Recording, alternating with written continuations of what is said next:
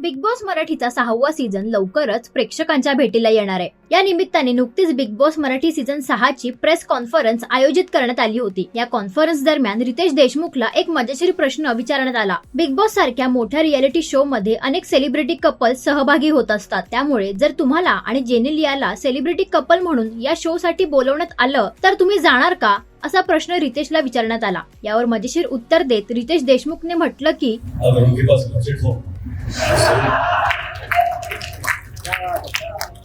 मुझे ऐसा लगता है कि ये हमारी ये धारणा होती है कि जो हो रहा है वो सारी चीजें दिखाई जा रही है. बहुत सारी चीजें होती है जो नहीं दिखाते और अनफॉर्चुनेटली वो बातें ऑडियंस तक पहुंचती नहीं है, इसलिए ऑडियंसेस उन्हें अप्रिशिएट नहीं कर पाते. पर जब कभी भी कोई कपल टीवी पर जाते हैं तो उन्हें मुझे लगता है कि पता होता है कि what are things that dealing होती है. तो बहुत सारी चीजें होती है जो नहीं पता बोलना चाहते और बहुत सारी चीजें होती है जो जताना चाहते बोलना चाहते हैं, इसलिए वो शो पर दिखाई देता है. But I think we need to really give it to the channels also for lot of things. I am ready to it कि जो चीजें वो नहीं दिखाते, पता है कि ये टीआरपी लगेगी, पता है एक्साइटिंग है, शॉकिंग है, पर कई बार मॉरली करेक्ट चीजें भी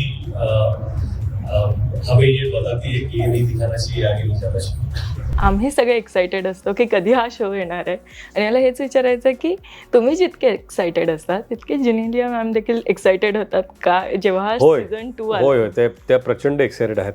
कारण आम्ही एक रिच्युअल आहे आमचं की आमचं आता पूर्वी 9-9:30 वाजता मी पाहायचो, आता 8 वाजता, तर 1 तास आधी पण बरं आहे ते की ॲटलिस्ट लवकर शो पाहून लवकर झोपता येईल. तर टायमिंग मला फार माझ्या सोयीची आहे 8ची.